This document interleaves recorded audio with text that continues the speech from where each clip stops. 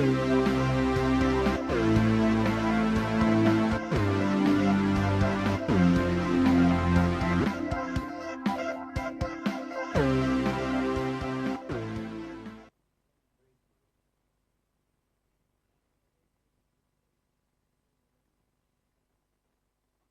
Niall O'Mara and I watch All About Sport on Kevin TV.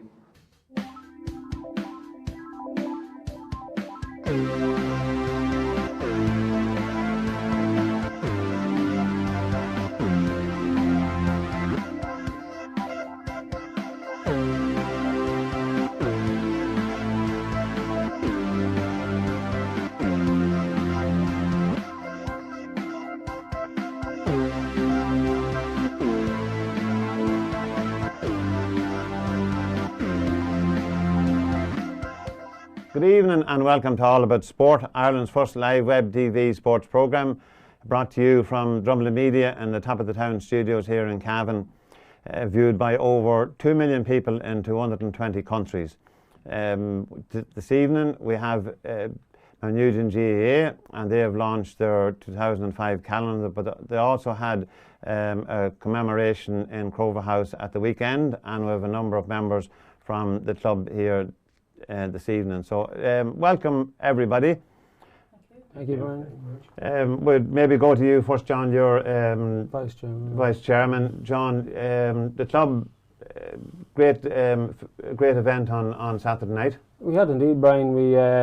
We had a golden celebration of a team that won back in '64, just 50 years ago, and we invited them to a great night last Saturday night, which was the 29th, and we had about 150 people in attendance, and club members, everyone mixed, stories told, and great fun by all, and yeah. Also on the night, you had a few people showcasing past history of the club. So it was a great, as you say, people met that mightn't have met, that travelled some distances. There was some travel from almost opposite ends of the country. That's correct, man. Yeah, like we had from the north and from the south. We had representatives there. Willie Smith, who was on the team there from Kilkenny, and we had some people that travelled from County Down, and we had representatives, I think, from England as well there on the night, so of some of the past players of the '64 team. So yeah, it was great to have them. And there were family members and everything there to support the event. Yes, they were all there, like, and they're delighted to be part of the whole honorary ceremony. As such, we presented them all with a framed picture of the '64 team, which was a nice touch, and appreciate it. Yeah. And your colleague said, Norbert, you were the goalkeeper at that event, so you would have been further away from some of the activities. We heard that somebody was sent off. Maybe you'd be able to go through. Would you have any idea of some of the circumstances surrounding that? Yeah, well, there was 6 minutes to go and we were leading by 8 points to 3, and I think it was P. Sexton, P. Stafford wouldn't go off. The ref gave him a red card, and he didn't leave the field. So I think the ref, I think that the rule is that he mentioned it to the captain of that and give him 2 minutes to get him off the field. So that didn't happen. So we called the game off. And not by default, you were in the lead at the time, so if it had gone through to the full time, that's right. You probably would have won it under slightly different circumstances. So the cup couldn't be presented under the rules. So the cup had been out on the table and all ready to be presented. So when that happened, TP was the chairman at the time. So we sent it into the caretaker's house, which was right beside the park there. So somebody had seen that happening. So there's no good winning if we had no cup. So Patsy McGee sent someone in for the cup, said the chairman wanted it to present it, so the cup was put in a box and a white coat or that around it and sent back to Mountnugent. So we were all locked in the dressing room. We didn't know what was happening.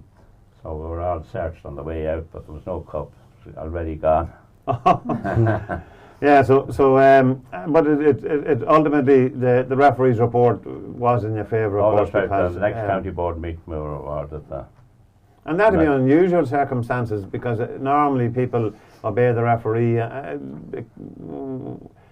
Was the other obviously the other team, even though they were losing at the time, they probably weren't overly happy with the decision. No, the referee was Phil the Gunner Brady, which he was a household name in Cavan at the time and had won 3 All-Irelands, and so he had a bit of authority. So he'd have the knowledge of the game and respect as a referee. He would, surely. Yeah. Well, that's but also we were out at an All About Sport. We were out. We featured it last week, the interview that we did in the hall. And Olive, you were talking about your involvement with the club. Maybe you go through it again for viewers. You've had a role, a very active role within the club. Yeah. Well, I am the juvenile secretary, so I have great fun going around to all the juvenile games, and I suppose part of the our committee is trying to get as many children as possible in the parish to come up and play football, boys and girls, and every year we're growing every year. We've about 80 plus coming up to the field now on a Friday evening for training, and that's good for a small area. Now we have to try and get more up, I suppose, as the fella says, and maybe when we have our new facilities we'll be able to encourage.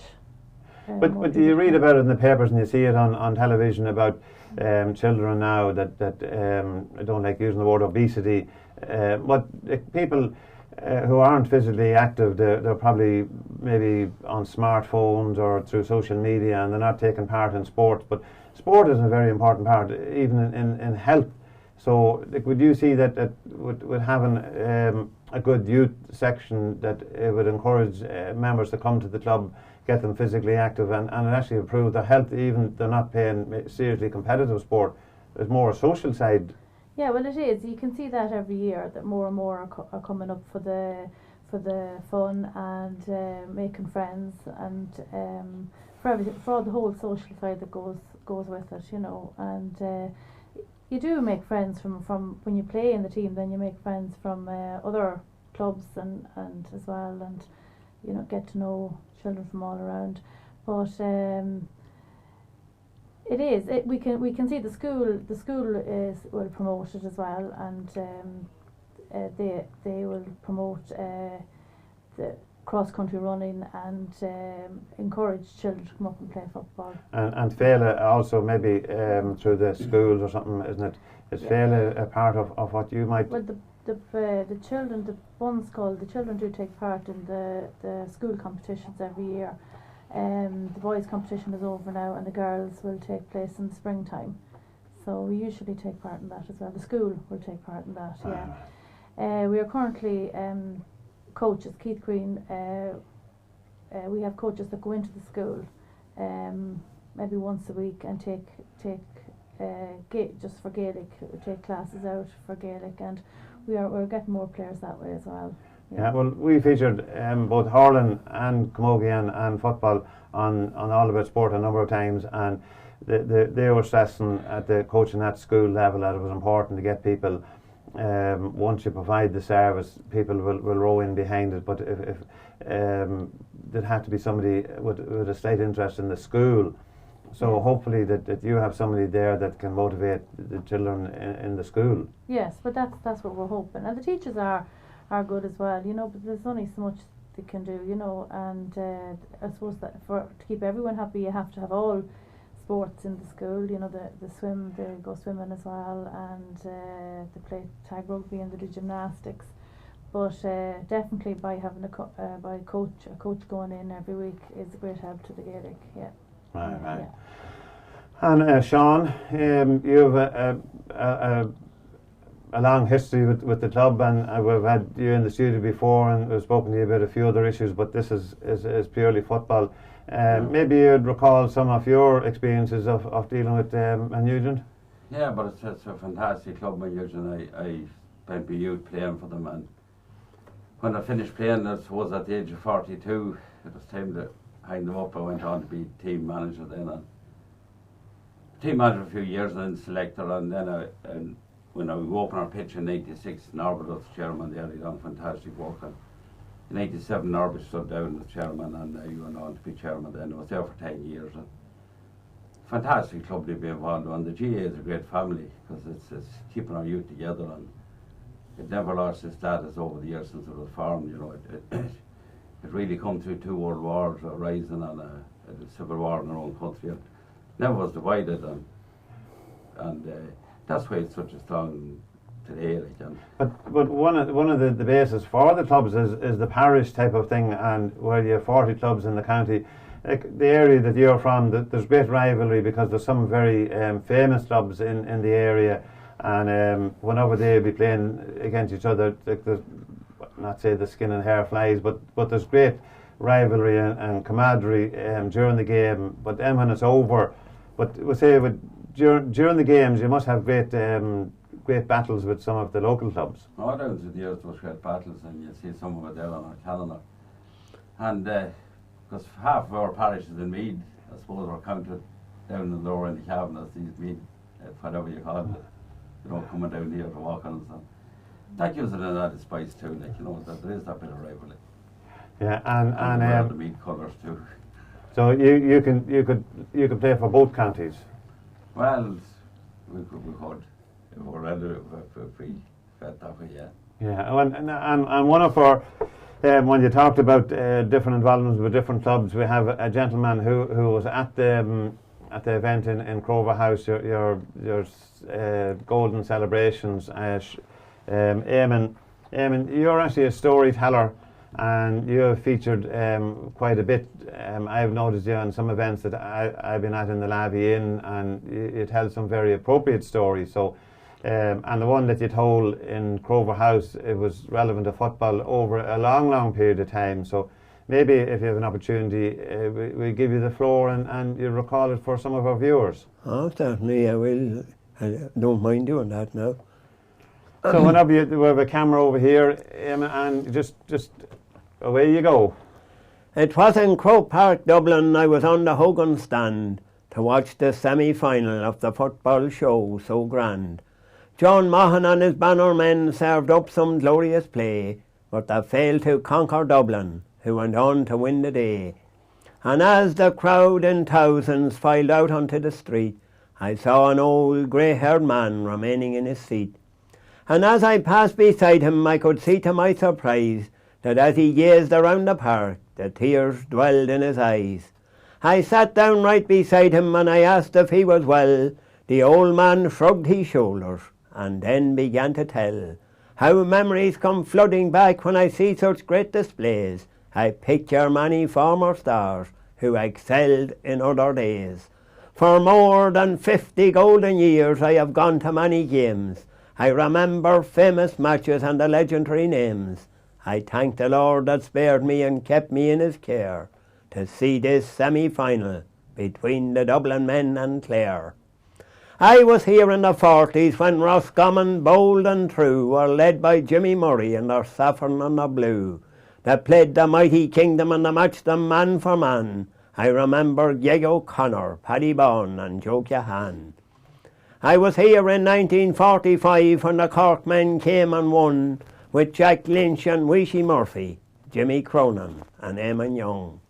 In 47 and 48 it was the Cavan men who were captained by John Joe, Simon Dagnan and Mick Higgins, the Gunnar Brady and Donahoe. I was here in 1951 when Mayo defeated Meath, and with the tension and excitement sure a man could hardly breathe. It was the era of the great full-backs, and none greater could you find than the fearless Paddy Prendergast or Paddy Hans O'Brien. Sean Flanagan was brilliant, Pádraig Kearney was supreme, and you couldn't stop Tom Langan when he donned the red and green. Paddy Meighan was a flyer, Frankie Byrne, oh what a chap, and the man who took some watching was McDermott with the cap. Perhaps the greatest influence on the football game I knew was the 50s famous football team, the Dublin Boys in Blue. Yet the Kerry men could match them and were never known to yield when the mighty Mick O'Connell reigned supreme at centre field. With Sean Murphy, Kevin Coffey and O'Dwyer firmly set, and with Johnny Cullity in the goal, it was hard to find that net. The 57 winners were the Loud men, brave and fine, and the captain of the champions was a clubman called O'Brien. September 1960 saw the kingdom lose their crown. They were beaten well on double scores by the famous men from Down. It was a goal from James McCartan set the Down men's hearts on fire, and when it went across the border, it was a first for Sam Maguire. The next year it was awfully with Mick Casey and Greg Hughes and the captain Willie Nolan. What excitement they enthused, but the Down men won it by a pint and champions did remain, when over 90,000 people were there to see that game. The Galway of the 50s was the team that I knew best, Jack Mahan and Mick Greeley, Frankie Stockwell and the rest. But the greatest football genius I have ever seen by far, yes, it has to be Sean Purcell, that magnificent Tuam star. The Galway of the 60s were a treat to all their fans. The Donlans, the Keenans and Chernold Tierney had great hands. But if you ask me the greatest team, I'd really have to say it was Kerry in the 80s with Pat Spillane and Jack O'Shea. It's strange, the old man said, how all these memories last. I remember 50 years ago and forget the recent past. But I'm thinking of the other greats, real heroes in their day, who never won a title after years of brilliant play.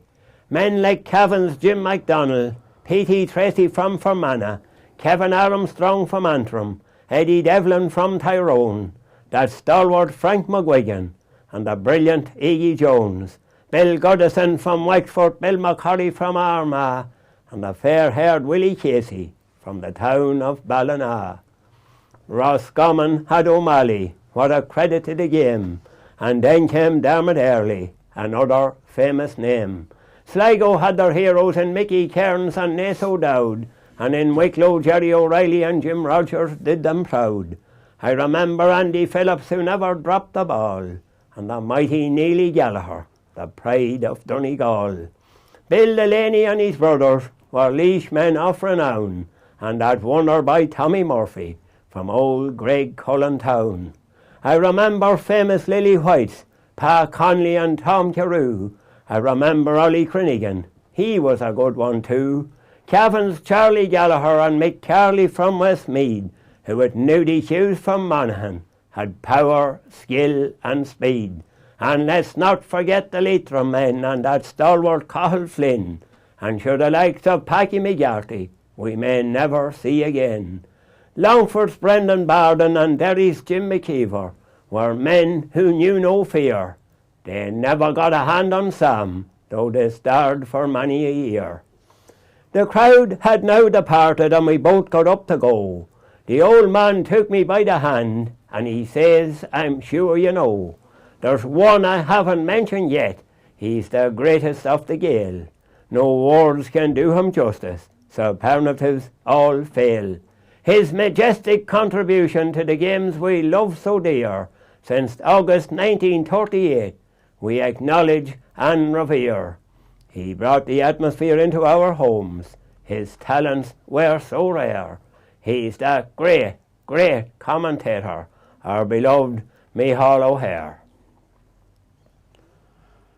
That's fantastic, fantastic. And Eamon, really on the night there was tremendous applause and people were really, really appreciated. And it just goes to show that there's such a depth within football that while you talked about clubs winning and everything, you also spoke about famous people who were very, very good footballers and didn't win a cup or a medal.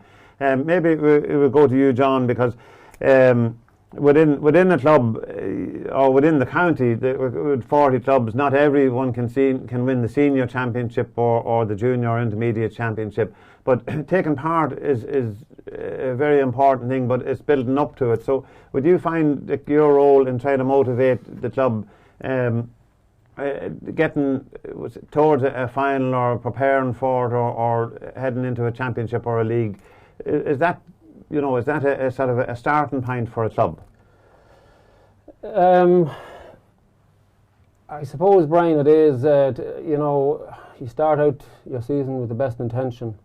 You don't really know how it's going to pan out, and halfway through the season kind of gives you an idea where you're at, whether you need to just step up your training or your work rate or just your focus. You know, it's all, if you have it in your head that you want to go on and win something, or you know, you've got to be positive and think team spirit. And I found I was involved with the '92 team that won the junior championship, and that's what it was. It's just about team spirit, and that's what put us through again. And sometimes, look, it's very hard to come back after a championship win or a league win, try and replicate that the following year, because after a high comes a low sometimes, and you find that, and you know. But look, we're striding towards something great, and that's what we are as for. That's what brings us out in January back into the training ground, and gets us. Look, you get the few months off in the winter time, at Christmas over you, and you're back to the charge, ready to go again, and that's what you look forward to. It's all about just taking part. But apart from the football, like we're here also, we have the calendar. We have a few photographs. We might be able to, just a couple of sample shots from the calendar, maybe show them a little bit later. But Norbert, you're very instrumental in trying to get this together, and there must have been a lot of hard work behind the scenes. While the calendar is a beautiful calendar, and it's glossy, and it features a lot of your football for over quite an era. Maybe you'd outline sort of the fun and the joy that you had in getting the thing together. Sean proposed at a meeting that we produce a calendar, and so we were assigned to the job. Sean, myself, and John here, and Rosine Reynolds came on board. She was the editor. She was the driving force, and she was a tough master, and we had to toe the line. So we spent a lot of time. It looks simple when it's all put together, but there's a lot of work on it. And we spent 2 or 3 days down in the library in Cavan digging out stuff. And there's some great tributes in it, and I got briefly looking at it on the night and this evening. It gives a great history of the club, and so you must have felt proud when you're delving back over the time to see what was there. Yeah. You'd have been part of it for a good time, but even bringing some of the newer members along, and for them to see the extent of the history of the club. That's right. It goes back to, I was photographing it from 1936, so there's not too many clubs with that type of history, you know. So Mountnugent was always a proud club, and maybe we were in a corner there, so our backs were to the wall most of the time. So maybe we'll get some of the photographs and show them so that people will get it. Maybe we'll go through. That's some of the photographs on the screen. That's the front of the calendar. Maybe you go through some of the. Talk about what we have up here on the screen. Well, we have the 64 team there, and we have also the 211, the newest. We kind of got the old and the new into the, you know, and it covered from that time to the present day nearly. Right. So that was the aim for that. And we might have another one now. Well, it'll be up now in a second. But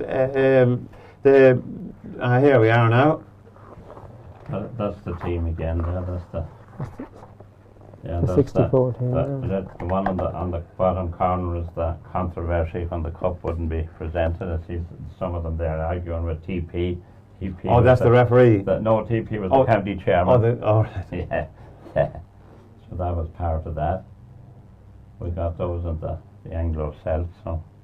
Yeah, the Anglo-Celt is a great resource for pictures, and well, if we have 1 or 2 more, we'll be able to take a look at them. But this is the shock defeat for Cavan champion. So this is something. That's the senior league. Yeah, when we beat Crusher had been unbeaten for 3 years in all competitions in Cavan. So we had some Mountnugent fellas playing with Crusher, and we had some fellas from Castleran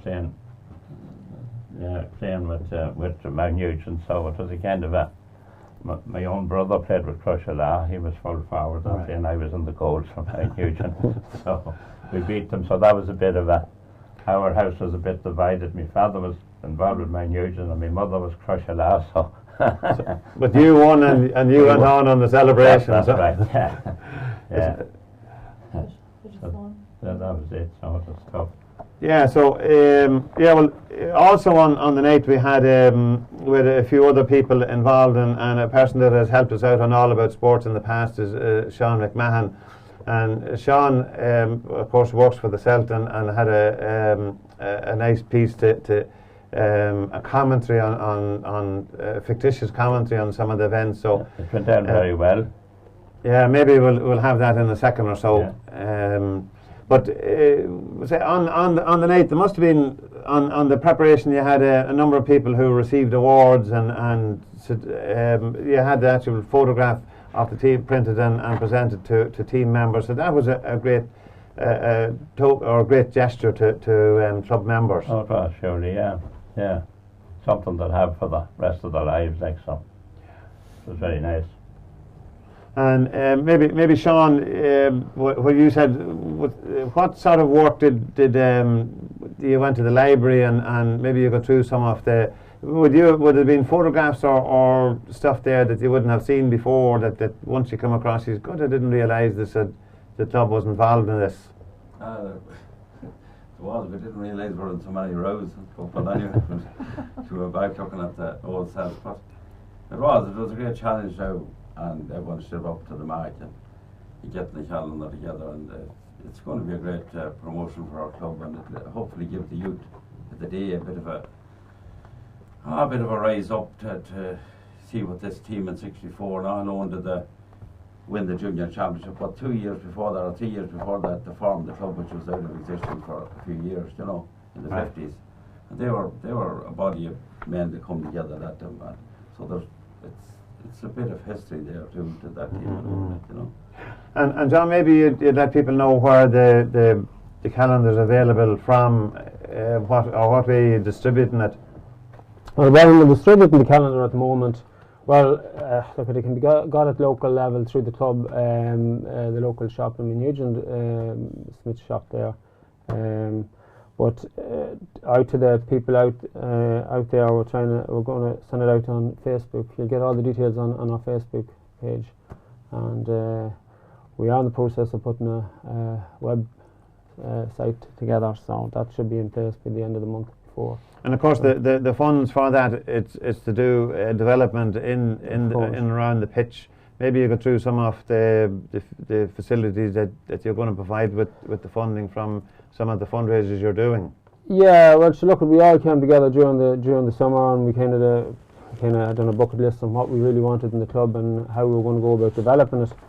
So we all came to the conclusion that we wanted to put in a walk and running track, also upgrade our present dressing rooms facility, and dugout also was there on the cards to, as a development. We were also fortunate to be gifted a field there by the late and great Joe Daly, so we're at the present day it's our training field, so we want to get lights up there on that, and but those things aren't easy to put together, and, sure. and financially it's always difficult, and everyone's hard pressed now with finance. So have you a programme of fundraising events for the foreseeable future? We certainly have, Brian. Well, this calendar was launched on the night of the Golden Celebration in Crover, and we have a lot of copies out there, and the whole idea is to get them sold, and it's a calendar, but it's just more than a calendar, it's a souvenir, and we were hoping not alone Mountnugent people, but anyone associated or neighbour Mountnugent would be interested in one of these and seeing some of the past people in it, whether it's their father or grandfather, Yeah, well, the interviews that we did and the small ad that we did for yourselves in promotion of it, like that's been seen in something like 30 countries from we put it out on Facebook, on YouTube. So it means that there's a lot of diaspora abroad, and even if people wanted to buy it for relatives or for friends abroad, so there's a good Christmas gift now. So maybe it appealed to people to think in terms of it. Yeah, Brian, it's a great Christmas. It's a great stocking filler, and you know, there's something in there for everyone. You know, it's going back to like the club leg was. The first page gives a brief history of the club leg, and funny enough, when we started to compile the calendar, I learned more about the club in that 3-4 weeks than I did for the length of time I was there. Like, and realised the club was formed in 1887, a year after the foundation of the GAA. Look at and there's pictures there from the 36. In the 1936 winning team was Mountnugent Red Hands. Was the name of the team. Now we're very conscious of showing the because you wanted to sell the thing. And, of course, we wanted to sell that. And we only showed a flavour of the thing there earlier, and But getting back to the night, we had a very funny piece. Another, apart from Eamon, there was another gentleman that's synonymous with the Anglo-Celt and football, Sean McMahon, and Sean had a very, very funny piece, and it went down well on the night as well. Sean's a great character. He done a run commentary, you know, of the 64 final in the guise of two of the greatest commentators, Michael O'Hare and Michael O'Maraherty. Yeah, well, we have that, so maybe we'll run to that video now and see Sean in action. Good evening, everybody. It's great to be here this evening in Crover House with you all for this wonderful celebration. And I was just thinking, sitting down there at the table, talking to Matty Cahill down there and Sean Riley about this occasion, and I said, why not do a wee bit of comedy maybe, and I used to do a take-off of Micheál O'Hare and Micheál O'Maraherty and a few of them. So we'll imagine that a few of them were around at the time that this game was going on. So we'll hand you over straight away to Michael O'Hare, and imagine that he was at the game way back then. Welcome to Breffney Park, Cavan. Today the junior final of 64 is about to begin.